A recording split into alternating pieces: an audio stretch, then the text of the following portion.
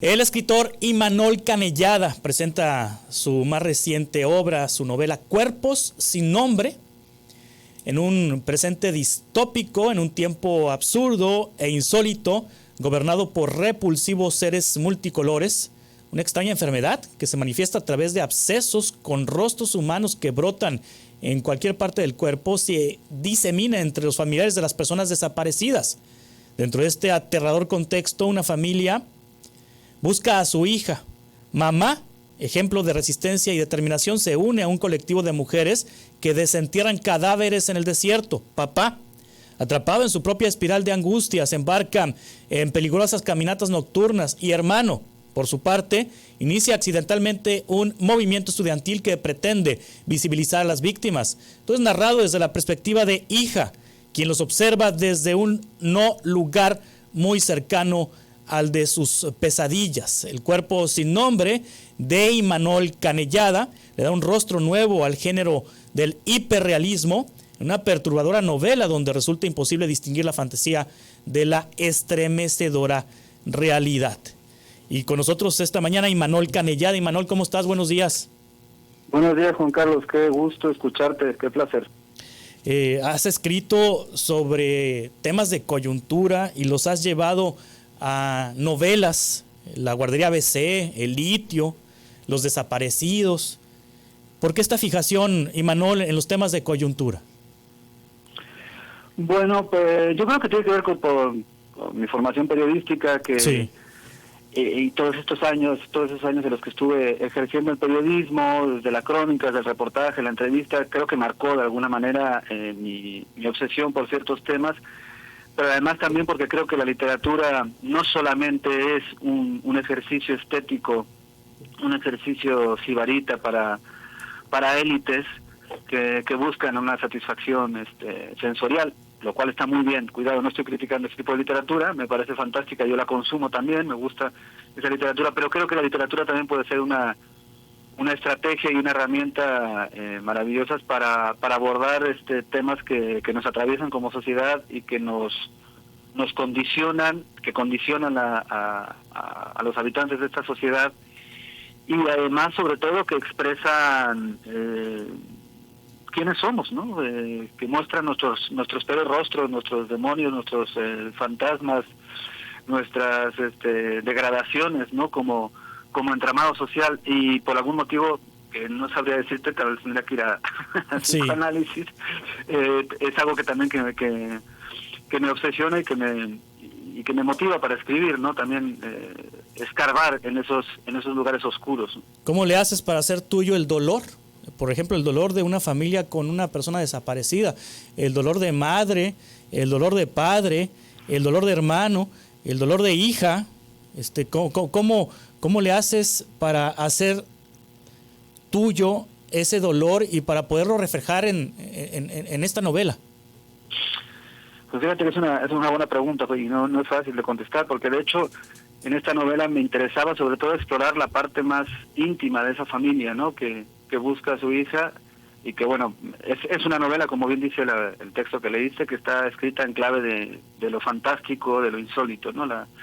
Lo que llaman literatura de lo insólito, de lo fantástico. Hay elementos ahí que no se explican y que permiten que la novela funcione, un poco como Pedro Páramo, ¿no? Que los muertos hablan, etcétera, y, sí. y en esa línea, ¿no? de fantasía y de extrañeza, ¿no? Es un poco el planteamiento, y me interesaba sobre todo explorar la parte más íntima, es decir, cuando en este fenómeno, en esta tragedia, en esta enorme herida que nos atraviesa como país desde hace muchísimos años y que ha ido acumulando cientos de miles bueno, creo que ya hablamos de 100.000 desaparecidos, una cifra así redonda y nunca comprobable, ¿no? Porque bueno, pues es un problema que tiene muchísimas aristas.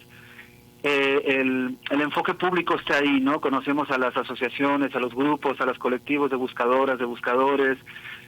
Bueno, ahora acabamos de conocer acaba de salir este rancho en Jalisco, ¿no? Sí.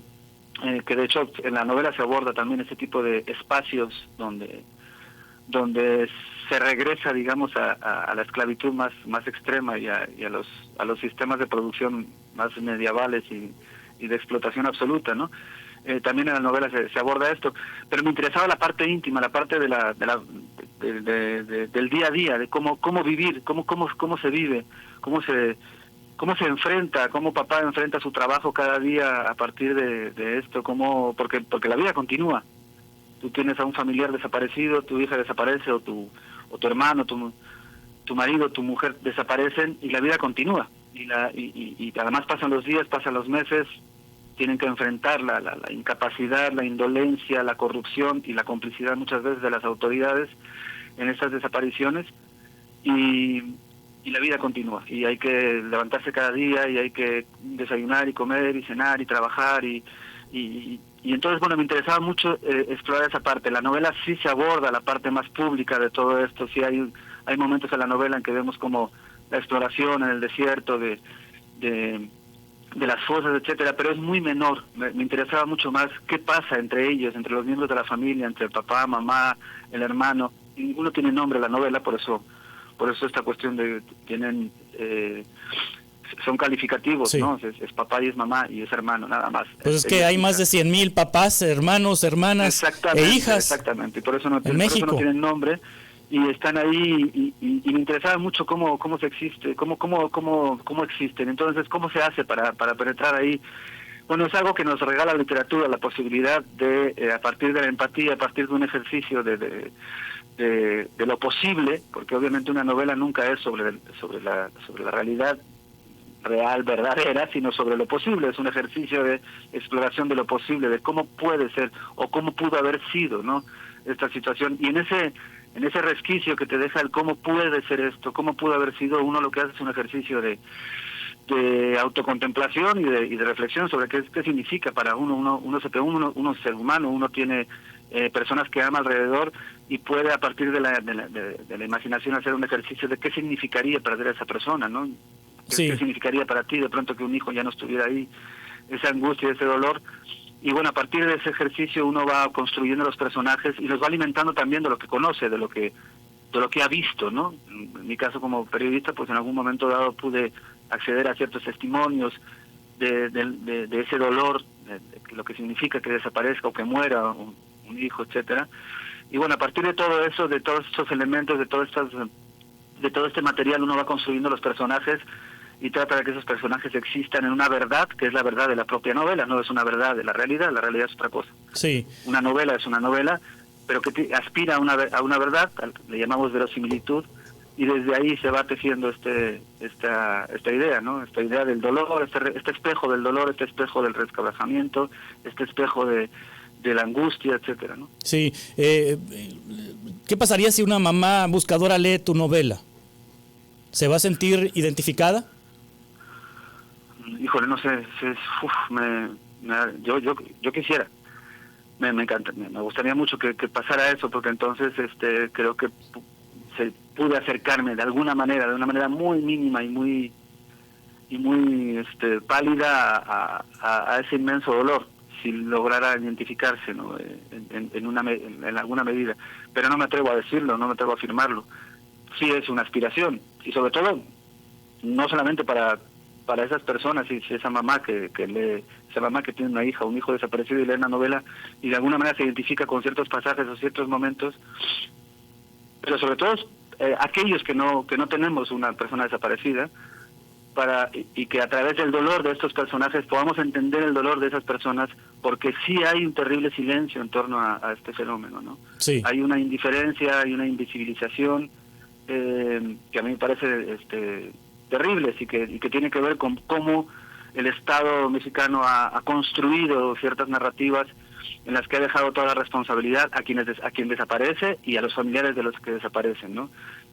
Sí, Tú recuerdas perfectamente este acto que aparentemente podía ser bondadoso y de apoyo, ¿no? Cuando le regalan las palas a las mujeres, a la Asociación de Mujeres Buscadoras en Sonora. Exacto. Una alcaldesa de Guaymas que le regala palas para que escarben en el desierto.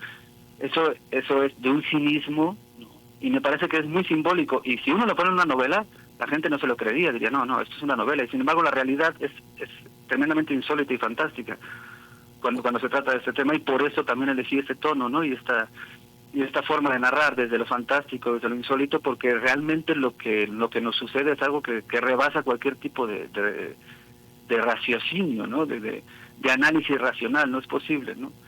Entonces, sobre todo eso, más que esas personas que ya tienen ese dolor, y que yo creo que leer sobre ese dolor probablemente no sé si les pueda ayudar en algo, sobre todo va enfocado a las personas que tal vez desde nuestra burbuja y desde nuestra comodidad y desde sabernos momentáneamente a salvo, no podemos conectar con ese dolor, porque la información es tan apabullante, los datos duros, fríos, están ahí, salen constantemente, y eso hace que nos volvamos enormemente insensibles.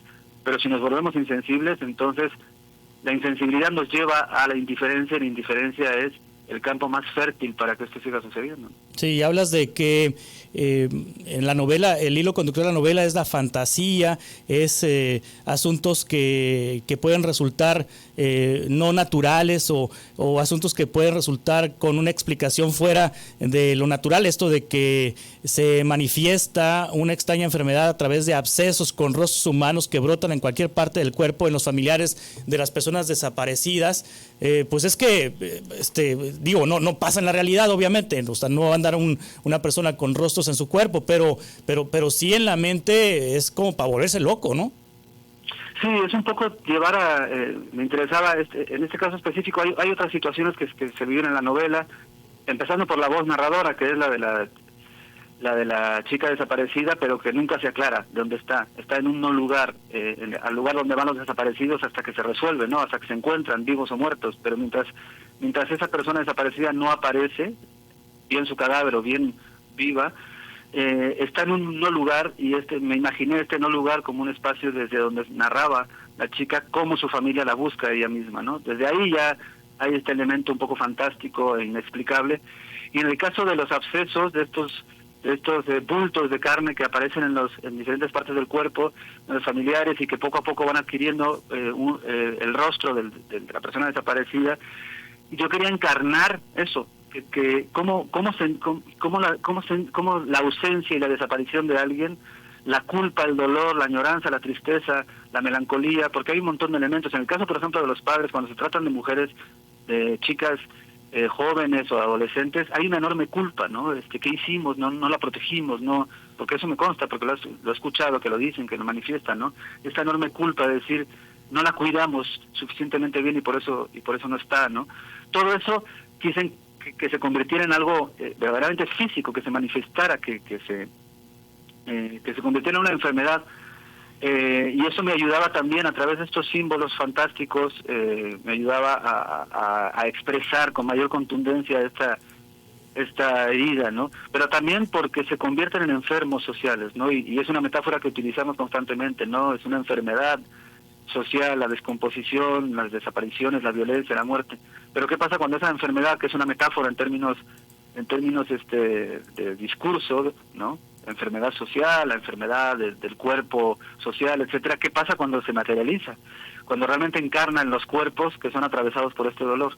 Y bueno, a partir de ahí es que voy construyendo la novela. Sí. Y Manuel Canellada, ¿dónde podemos encontrar Cuerpos sin nombre?